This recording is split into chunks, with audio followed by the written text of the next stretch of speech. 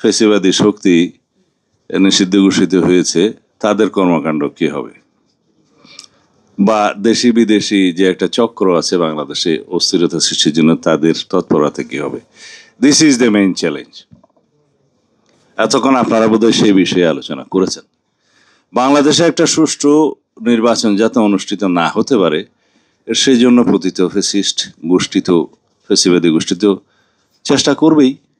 কিন্তু এখনো পর্যন্ত তারা কি সেরকম কোনো সফলতা অর্জন করতে পেরেছে? না। জটিকা মিছিল বা গেরিলা টাইপের দুই একটা মিছিল দিয়ে রাতের অন্ধকার অথবা সুবে সাদেকের সময় ফটো টোটো তুলে তাদের নেতাদের কাছে পাঠিয়ে দিচ্ছে। ওদের স্বপ্ন পূরণে পাশে থাকতে পেরে আমরা গর্বিত।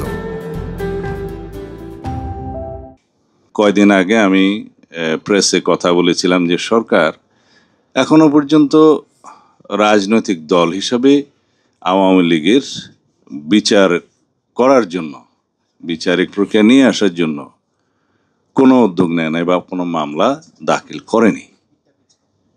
আজকে পত্রিকায় দেখলাম একটা উন্নতি হয়েছে।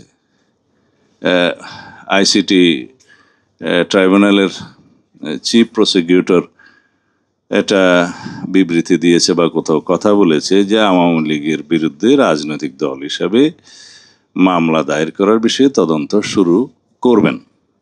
ভালো উদ্যোগ, তবে অনেক বিলম্ব হয়েছে।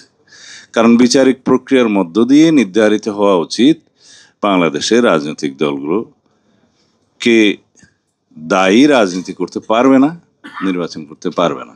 আমরা সবসময় বলেছি যে নির্বাহী আদেশের মধ্য দিয়ে রাজনৈতিক দল নিষিদ্ধ করার এই প্রথা, এই চর্চা হবে ভবিষ্যতের জন্য ভয়ঙ্কর। তো সুতরাং আগে জামায়াত ইসলামের রাজনীতি নিষিদ্ধ করা হয়েছিল নির্বাহী আদেশের মাধ্যমে। বিএনপি প্রথম সবচাইতে প্রতিবাদ করেছে, ভিগোরাসলি, মানে প্রোটেস্ট করেছে সেটা তখনও। এখনো তারা যারা দাবি করছে অন্যান্য রাজনৈতিক দলের নিষিদ্ধ হওয়ার জন্য, সেটা তো আমরা প্রতিবাদ জানাই যে নির্বাহী আদেশের মধ্য দিয়ে রাজনৈতিক দল নিষিদ্ধ করার এই চর্চা আমরা কখনো মেনে নেব না। তবে কোন রাজনৈতিক দলের বিরুদ্ধে মানবতা বিরোধী অপরাধ অথবা যুদ্ধ অপরাধ অথবা গণহত্যার মতো অপরাধ, যেটা আর্টিকেল 47-এ আছে কোন সেকশনে, এরকম যদি অভিযোগ থাকে, তার প্রেক্ষিতে আইন সংশোধিত হয়েছে, আগে সংশোধিতও ছিল না, সেই সংশোধিত আইনের মধ্যে তাদেরকে অভিযোগ নিয়ে এসে বিচার করা যায়।